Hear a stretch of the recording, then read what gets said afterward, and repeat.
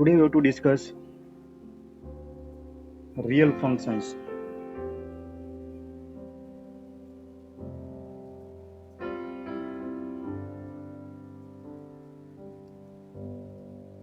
So different types of functions are there. We'll discuss the domain, range and graph of different types of functions. So let us now consider first function. The name of that function is identity function.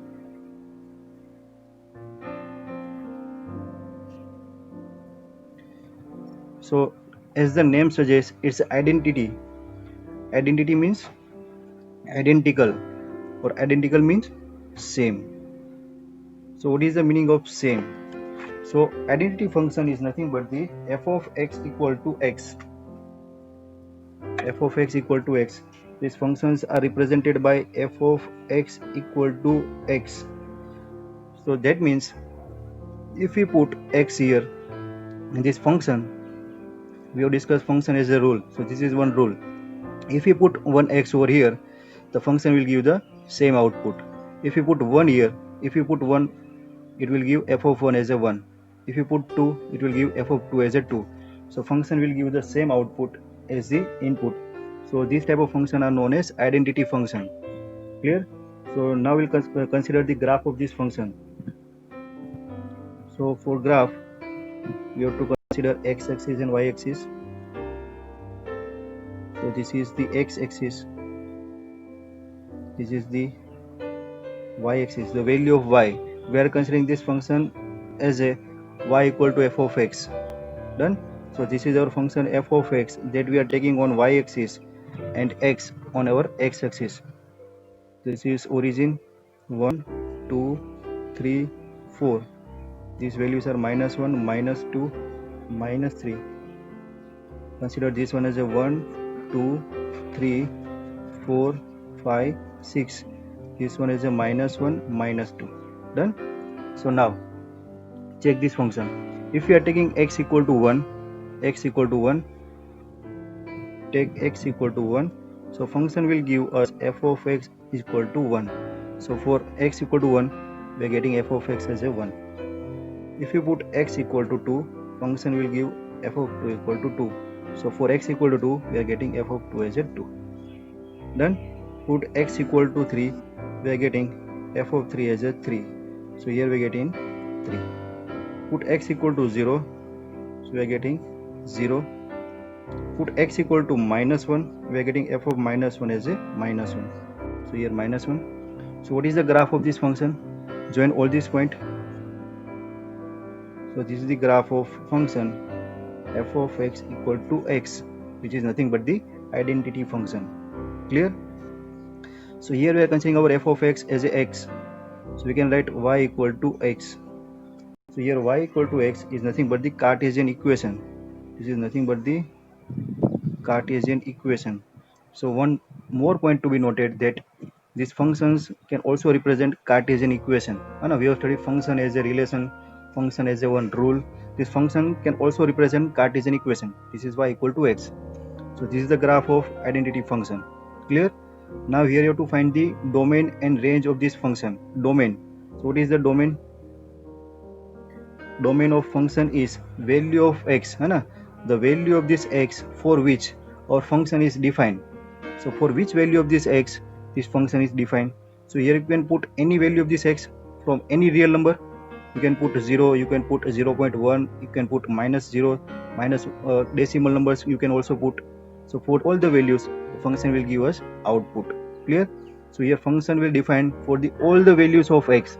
All the values of x means for any real number. So domain of this function is R, and as it is identity function, it will give the same answer for the same real number. So the range of the function will also be the R. Clear? So this is the short information regarding this identity function. You have to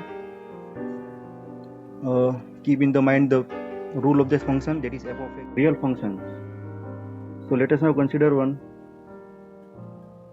our fifth real function, that is modulus function.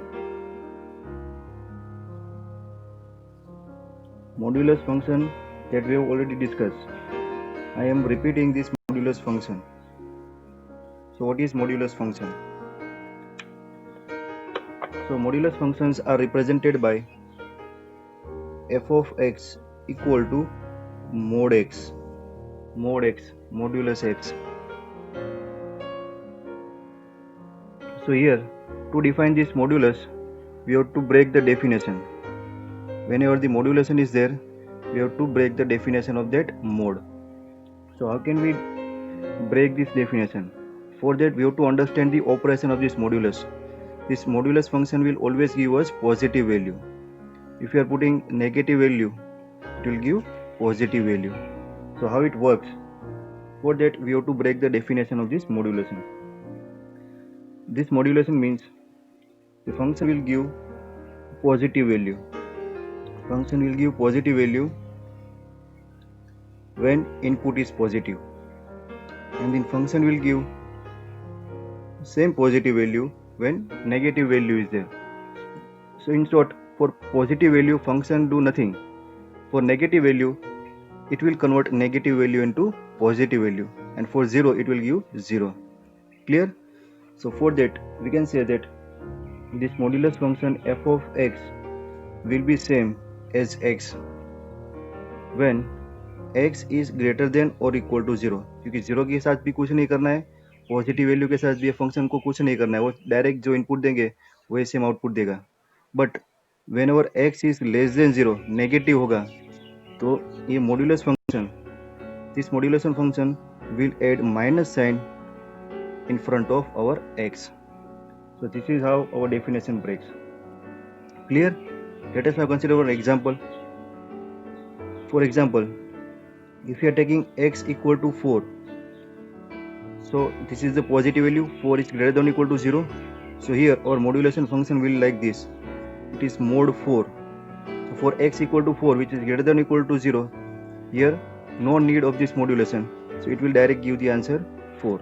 So for x equal to 4, function will give 4. है ना? So f of x equal to x. So f of x equal to 4. Suppose x equal to 0. So here f of 0, mod 0. 0 की कोई जरूरत नहीं, direct answer 0. But if our x is less than 0, value of x is negative. Suppose if we are putting x equal to minus 3. So what is the condition when x is less than 0? When x is negative, what our modulation function do? It will put one minus sign in front of this x, or x is minus 3. So for f of minus 3, our modulation function will put one minus sign, and then it will keep this minus 3. So it's a minus of x. Our x is again minus 3. So this is minus 3. So this is how our modulation function will give f of minus 3 equal to 3. है ना? ये हमारा modulation operation हुआ. क्या होता है, minus sign आगे एक रखता है तो हमारा माइनस माइनस होके प्लस आंसर आ जाएगा. So this is how our modulation function works. Clear? Now we have discussed the graph of this modulation function.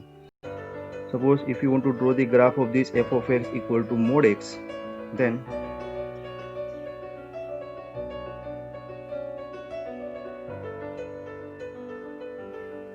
take the x values on x axis, the values of this function y equal to f of x on y axis. This is 0, 1, 2, 3, 4, minus 1, minus 2, minus 3, 1, 2, 3, 4, 5, minus 1, minus 2. Clear? Now you have to put the input values. For that we are getting the output. Let's start with x equal to 0. For drawing graph we are taking x equal to 0. For x equal to 0, modulus of 0 will be 0. So wherever the x equal to 0 is there, we are getting this 0 point. If you are putting x equal to 1, modulus function will give mod 1, which is equal to 1. For x equal to 1, we are getting value 1. If you are taking x equal to 3, we are getting f of 3 equal to mod 3, that is equal to 3. For x equal to 3, we are getting 3. For x equal to 4, we are getting f of 4, mod 4 equal to 4. 4, we are getting 4. Let us now consider some negative values. If you are taking x equal to minus 1, so modulus of minus 1 will be mod minus 1, output will be 1. So for x equal to this minus 1, function will give positive 1. So this is 1. For x equal to suppose minus 3, so f of minus 3, function will give plus 3. Function will give plus 3. So for minus 3, function will give plus 3. Clear? So join these points. So graph of this modulation function will be look like this. Clear? ये भी हमने discuss किया था. So here for this modulation function we can write its domain and range. So domain, what is the meaning of domain? Domain means set of all the possible inputs. तो यहाँ पर हम input में क्या डाल सकते हैं? हम जीरो भी डाल सकते हैं, नेगेटिव नंबर डाल सकते हैं, पॉजिटिव नंबर डाल सकते हैं, कुछ भी रियल नंबर डाल सकते हैं. So for this modulation function, its domain is a real number. You can give any real number in the input of this modulus function. Now range, what is range? It's a set of all the f of x, है ना, set of all the f of x for the input of x. जो भी input में हम x डाल रहे हैं, x, that is our domain. What is range? जो एक्स डालने पर हमें जो एफ ऑफ एक्स की वैल्यू मिल रही है, set of all the possible values of our function f of x, that is known as range. So this is our range. 0 आ रहा है, 1 आ रहा है, 3, 1, 4. दैट मीन्स क्या मिल रहा है हमें पॉजिटिव रियल नंबर मिल रहे हैं, प्लस यूनियन कर दे, प्लस हमें जीरो भी मिल रहा है. हमें कोई भी नेगेटिव रियल नंबर, है ना, नेगेटिव ये y के नीचे कोई भी वैल्यू नहीं जाएगी. So for this modulation function f of x equal to mod x और domain is r, real number r, and इस range is positive real number union 0. Clear now? Also I will give one graph to draw by yourself, that is f of x equal to mod of x plus 1, है ना. तो suppose अभी इसकी definition break करनी है, तो ये जो मॉड्यूलेशन फंक्शन है कैसे ऑपरेट करेगा. So similarly you to consider like this. x modulation function will put the minus sign when the given function inside the modulation will be less than 0. For the value of function greater than or equal to 0, it will do nothing. So here our modulation of x plus 1. So we can say that when x plus 1 is greater than or equal to 0, है ना, modulus के बीच में जो quantity है वो positive रहेगी. तो positive quantity के लिए मॉड्यूलस फंक्शन को कुछ ऑपरेट नहीं करना है. So when this x plus 1 is greater than equal to 0, तो फंक्शन क्या करेगा? तो फंक्शन कुछ नहीं करेगा, वो ऐसे ही डायरेक्ट आपको वैल्यू दे देगा x प्लस 1. कौन सी वैल्यू के लिए? जब एक क्वांटिटी पॉजिटिव होगी, है ना, पॉजिटिव या फिर 0 से ग्रेटर देन होगी. That means x plus 1 is greater than equal to 0. So from this we can say that when x is greater than or equal to minus 1, so whenever the x is greater than or equal to minus 1, f of x will put the same quantity. उसको operate कब करना पड़ेगा? जब एक quantity negative होगी, है ना. जो मॉड्यूलस के बीच में जो क्वांटिटी लिख रहे हैं वो क्वांटिटी जब नेगेटिव होगी तो मॉड्यूलस फंक्शन उसको क्या करेगा? पॉजिटिव करेगा. तो एक क्वांटिटी नेगेटिव कब होगी? तो ये कंडीशन के लिए when x is greater than equal to minus 1 positive रहेगी. तो जब ये x लेस देन माइनस 1 होगा, है ना, ये नंबर लाइन को 2 पार्ट में डिवाइड कर रहा है. ऐसे यहाँ पर माइनस 1 है तो माइनस 1 से यहाँ पर आगे और माइनस 1 से ऐसे पीछे जाएंगे तो सब क्वांटिटी नेगेटिव आएगी. तो when x is less then minus 1, modulus function क्या करेगा? ये क्वांटिटी को पॉजिटिव करने के लिए उसके आगे एक माइनस लगाएगा. This is minus x plus 1 for x less than minus 1. Clear? So this is how you can break the definition of modulation of x plus 1. Clear? Function is signum function.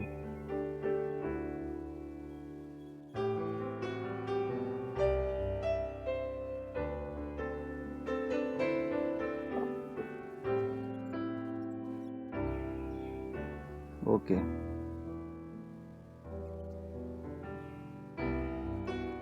Now next function is signum function. Now it is clear. Signum function. So signum function can be represented as f of x equal to mod x by x when x is not equal to 0, or it is represented as 0 when value of x is 0. This is our signum function.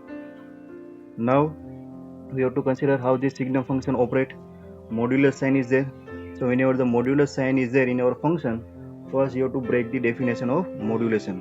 What is the meaning of breaking the modulation? You have to remove the modulus sign from the given function. So here we can say that mod x, so f of x equal to, we can write directly x by x, representing writing this mod x as a x when x is greater than 0. यहाँ पर हम equal to 0 नहीं लगाएंगे क्योंकि equal to 0 के लिए अलग condition दी है. So when x is greater than 0, that means when x is positive. So for positive quantity ये मॉड्यूलस फंक्शन कुछ ऑपरेट नहीं करेगा, है ना. दैट मीन्स वो जो भी क्वांटिटी होगा उसको डायरेक्ट ऐसे ही रखेगा, तो मॉड्यूलस की कोई ज़रूरत नहीं है. तो हमने डायरेक्ट मोड x को x लिख दिया. कौन सी क्वांटिटी के लिए? जब ये x हमारा पॉजिटिव होगा. Done. So for positive quantity of x, positive value of x, we can directly write mod x equal to x.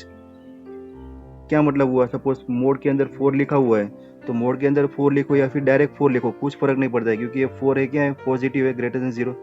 So writing mod x equal to x. So ये x cut हो गया, तो आ गया हमारा 1. So whenever the x is greater than 0, value of function is 1. When x is equal to 0, it is given value of function is 0, and when this x is less than 0, that means the quantity in the modulation is less than 0, negative. So modulus function negative quantity होती है उस पर operate करता है. क्या operate करता है? वो जो क्वांटिटी है उसके आगे एक माइनस साइन और लगा देता है, जैसे वो प्लस हो जाए. सो माइनस मोड एक्स को माइनस एक्स कर दीजिएगा, डिवाइड बाई एक्स तो पहले से ही है. So x will be cut, so it will give -1. Done. So our signum function is nothing but the mod x by x when x is not equal to 0, and it is 0 when x equal to 0. After breaking our definition, now we can say that our function f of x will be 1 when x is greater than 0, function will be 0 when x is 0, and function will be -1 when x is less than 0. This is how we can break the definition of signum function. Now we have to draw the graph of the signum function. So this is our x-axis, this is our y-axis. Now value of function at x equal to 0, this is our 0, it is 0, so function is 0 at x equal to 0. Now when x is greater than 0, that means on the positive side of x-axis, for all the values of x which is greater than 0, value of function is 1. So value of function is 1 when x is greater than 0, तो ये value के लिए function 1 होगा, 1. But x equal to 0 के लिए function की value 0 है, तो यहाँ पर आपको नोड लगाना है और यहाँ पर आपको ऐसे एक होल लगाना है. Done. So x equal to 0, value of function is 0. When x is greater than 0, value of function is 1.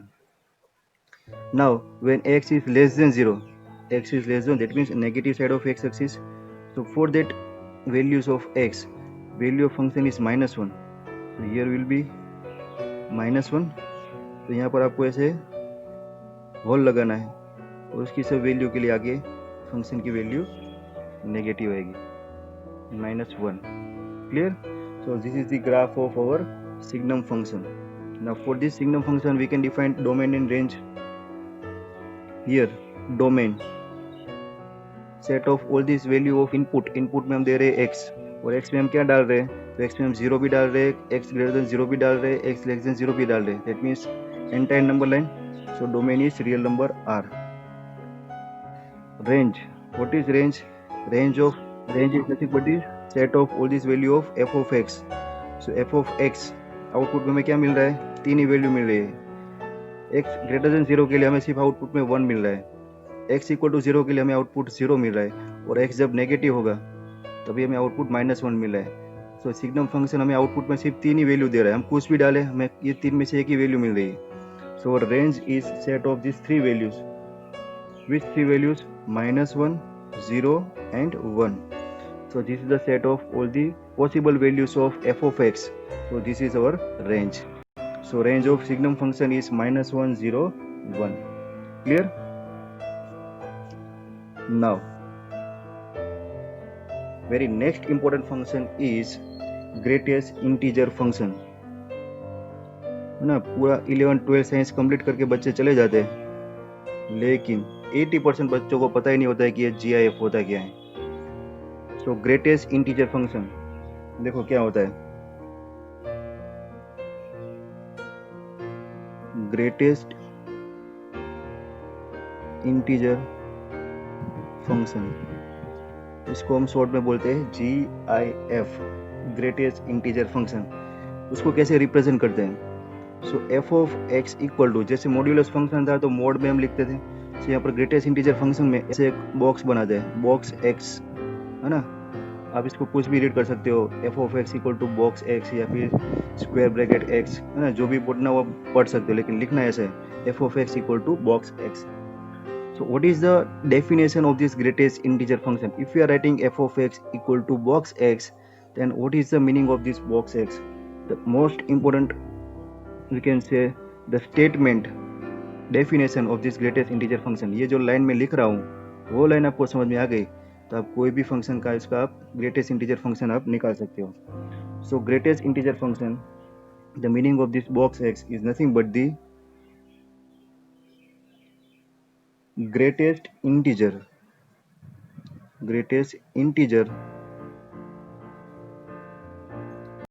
less than or equal to x।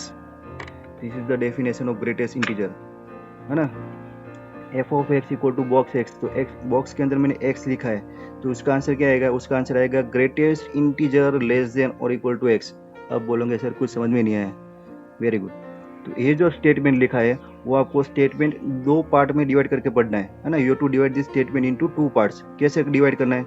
So greatest integer less than और इक्वल टू एक्स को two parts में divide करना है।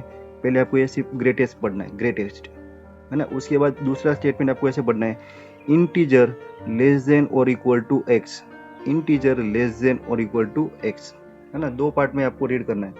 कैसे? For example, suppose I am taking x equal to 2.1, क्या लिया मैंने? 1 decimal point 2.1 लिया। So if I taking x equal to 2.1, then और function will be like this, f of x equal to box of 2.1, 2.1 आई गए box में, तो इसकी वैल्यू क्या आएगी वो आपको देखना है। सो हियर आपको पढ़ना है इंटीजर लेस देन और इक्वल टू x, x की जगह पर क्या है हमारा 2.1, तो आपको पढ़ना है कि इंटीजर लेस देन और इक्वल टू 2.1, है ना। 2.1 से लेस देन और इक्वल हो ऐसे आपको इंटीजर्स लिखने हैं। So which are the integers are there which are less than, integer लिखने हैं उसकी वैल्यू 2.1 से लेस देन होनी चाहिए, है ना। नेचुरल नंबर पढ़े थे हमने, होल नंबर्स पढ़ा था, उसके बाद इंटीजर्स आए थे, इंटीजर्स वो इंटीजर्स लिखने हैं, इंटीजर्स लेस देन और इक्वल टू 2.1। तो 2.1 से छोटा इंटीजर कौन सा आएगा? 2। उसके अलावा 1 भी आएगा, ये सब इंटीजर है ना। This are the integers which are less than 2.1। Equal to भी आप लिख सकते हो, लेकिन 2.1 से इक्वल तो कुछ नहीं है, तो 2 आएगा, 1 आएगा, 0 आएगा और -1 आएगा, -2, ऐसे इन्फिनिट तक जाएगा। Clear? So this is integer less than और equal to 2.1। So this are the integers which are less than और इक्वल टू 2.1। नाउ अभी आपको ये पढ़ना है ग्रेटेस्ट। तो ये सब में से ग्रेटेस्ट कौन सा है? सबसे बड़ा 2। So f of x equal to box 2.1, उसका आंसर आएगा 2। क्लियर? अब भी समझ में नहीं आया तो एक और example, suppose x equal to 3.9 लेते हैं। So here function is f of x equal to box 3.9, box 3.9, इसका आंसर तो अभी आपको देखना है इंटीजर लेस देन और इक्वल टू 3.9, 3.9 के इक्वल या फिर उससे छोटे आपको सभी इंटीजर्स लिखने हैं। तो कहाँ से आएगा? 3 आएगा, 2, 1, 0, -1, और उसमें से ग्रेटेस्ट कौन सा है? 3। तो यहाँ पर आपका आंसर आएगा 3। क्लियर? पॉजिटिव में तो मजा आता है, लेकिन कंफ्यूजन यहाँ पर होता है। Suppose x equal to -2.5, so f of x equal to box -2.5, बोलो अभी। इंटीजर लेस देन और equal to, integer less than और इक्वल टू, है ना, माइनस, देखो ये नंबर लाइन 0, 1, 2, 3 ये पॉजिटिव में गया, ये -1, -2, -3, -5, तो 2.5 समथिंग और यहाँ पर होगा। अभी इंटीजर्स लेने हैं विच इज लेस देन और इक्वल टू, है ना, लेस देन और इक्वल टू x, तो लेस देन और equal to 2.5, right hand side पर जाएंगे तो बड़े आएंगे, लेफ्ट हैंड, हाँ left hand side, left hand side पर जाना है, बाय -2 मत बोलो बीच में। You to consider the integers which are less than और इक्वल टू -2.5। तो इक्वल टू तो 2.5 नहीं होगा, सब लेस देन ही होगा। तो -3 -4 -5 ऐसे आएगा, -3 -4 -5 -6। और इसमें से ग्रेटेस्ट कौन सा होगा, जो सबसे राइट हैंड साइड पर होगा वो। सो -2.5 का आंसर आएगा -3। Clear.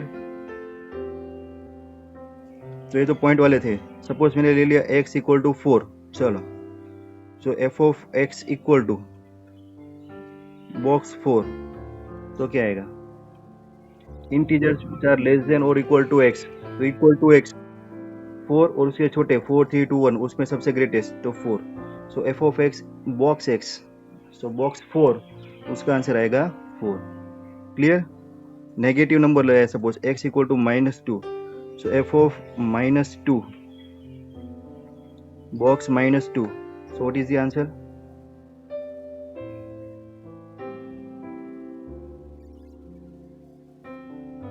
-2। Clear? So this is how our greatest integer function operates. Now its graph, है ना, ग्राफ इज मोस्ट इम्पोर्टेंट। तो देखो ग्रेटेस्ट इंटीजर फंक्शन कैसे ऑपरेट करते हो तो देख लिया, लगन अभी इसका ग्राफ ड्रॉ करना है। तो ग्राफ कैसे होगा, तो let's try to draw the graph of greatest integer function. मैंने ग्राफ ही अच्छा है। So graph of greatest integer function. This is our x-axis. This is our y-axis. Now 0, 1, 2, 3, 4, 5. -1, -2, -3, -4. 1, 2, 3, 4, 5, 6, -1, -2, -3, -4, -5। Now अभी देखते हैं ग्रेटेस्ट इंटीजर फंक्शन का ग्राफ, है ना। इनपुट में हम कुछ भी डाल सकते हैं, है ना। Greatest integer function f of x equal to box x, तो x की वैल्यू हम कुछ भी ले सकते हैं। तो चलो स्टार्ट करते हैं। Suppose I am taking x equal to 0, है ना, यहाँ से लिखते हैं। Suppose I am taking f of 0, so box 0, what is the value of box 0, box 0 will be 0। So 0 के लिए हमें मिलेगा 0। नाउ अभी मैं यहाँ पर 0 और 1 के बीच में कोई भी वैल्यू डालूँ, सपोज मैं 0.9 ले लूँ। सो बॉक्स 0.9, तो बॉक्स 0.9 की वैल्यू कौन सी आएगी, 0 आएगी ना, है ना। कहाँ तक, सपोज मैं ऐसे ले लूँ f ऑफ 0.999, 1 के एकदम नजदीक चला जाऊँ मैं, 0.999, तो क्या वैल्यू आएगी, 0 आएगी। जब तक मैं 1 तक नहीं पहुंचूंगा ना, 1 तक, तब तक 0 to 1 के लिए हमें वैल्यू कौन सी मिलेगी, 0 ही मिलेगी, है ना। तो 0 to 1 के लिए, यहाँ से लेके 1 के लिए हमारी वैल्यू ऐसी रहेगी। क्लियर। अब जैसे ही मैं f ऑफ 1 ले लूँ, क्या ले लूँ, f ऑफ 1, जैसे ही मैं 1 पर आ जाऊँ तो हमारा फंक्शन की वैल्यू जंप करेगी और कहाँ पर आएगी, 1 पर आएगी। यस, है ना। 0 से मैं जैसे चलते चलते पहुंचा 0.99, जब तक मैं 1 तक नहीं पहुंचा तब तक हमारी ग्राफ की वैल्यू कौन सी थी, 0। और जैसे ही मैं 1 पर गया तो ग्राफ की वैल्यू जंप करेगी और f ऑफ 1 पर ग्राफ की वैल्यू क्या हो जाएगी, 1। तो यहाँ पर ऐसे एक ओपन सर्कल आएगा, नोड आएगा, और यहाँ पर ऐसे एक डॉट आएगा, 1 के लिए 1। डन। सपोज मैं f ऑफ 1.9 ले लूँ, 1.5 ले लूँ, वो सभी वैल्यू के लिए फंक्शन की वैल्यू क्या आएगी, f ऑफ, है ना, f ऑफ मैं सपोज 1.5 ले लूँ, सो बॉक्स 1.5, तो 1 आएगी। मैं सपोज f ऑफ 1.99 ले लूँ, तो 1.99 के लिए भी वैल्यू क्या आएगी, 1। जब तक मैं 2 पर नहीं पहुंचूंगा तब तक के लिए फंक्शन की वैल्यू क्या रहेगी, 1। तो ये 1 रहेगी, और ये 2 पर उसकी वैल्यू कुछ नहीं मिलेगी। जैसे ही मैं x इक्वल टू 2 करूंगा तो फंक्शन अगेन जंप करेगा, है ना। f ऑफ 2 के लिए फंक्शन जंप करेगा, तो f ऑफ 2, जैसे मैं x इक्वल टू 2 डालूंगा फंक्शन की वैल्यू क्या हो जाएगी, 2। तो यहाँ पर 2 पर पहुंचने के बाद ये वैल्यू यहाँ पर जंप करेगी और 2 पर आ जाएगी। Clear.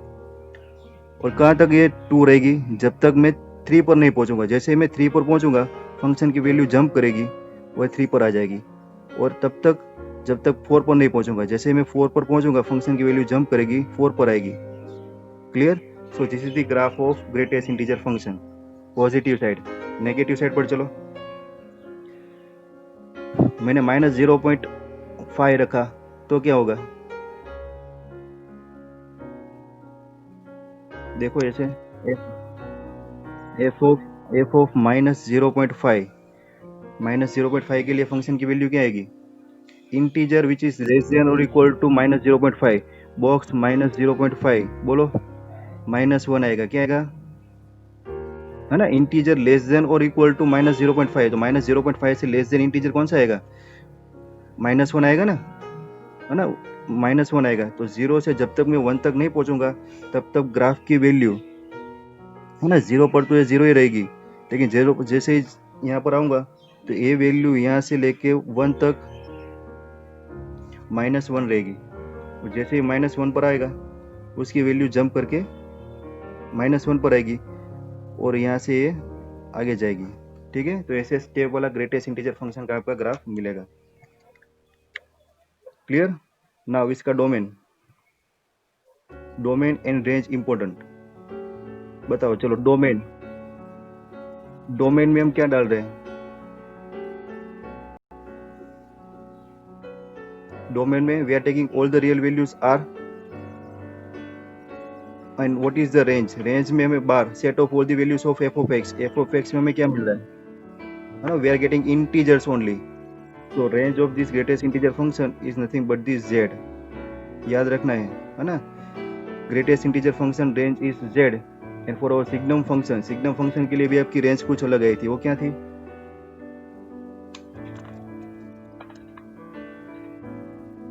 -101। So this are the our real functions. इसके अलावा भी हमारे पास बहुत सारे रियल फंक्शन है। फॉर एग्जांपल इसके बाद जो हमारा चैप्टर आएगा ट्रिग्नोमेट्रिक फंक्शंस, है ना, तो पूरा ट्रिग्नोमेट्रिक फंक्शन हम वहाँ पर ही स्टडी करेंगे। ऐसे वो ग्राफ स्टडी नहीं करना, वहाँ पर तो पूरा चैप्टर स्टडी करना है। तो ट्रिग्नोमेट्रिक फंक्शंस, उसके बाद आएगा inverse trigonometric functions 12th standard. इसके लिए भी आपको पूरा एक चैप्टर पढ़ना है, सिर्फ ग्राफ नहीं, सिर्फ आपको ग्राफ और ये सब नहीं स्टडी करना है। उसके बाद आएगा लॉगरिथमिक फंक्शन,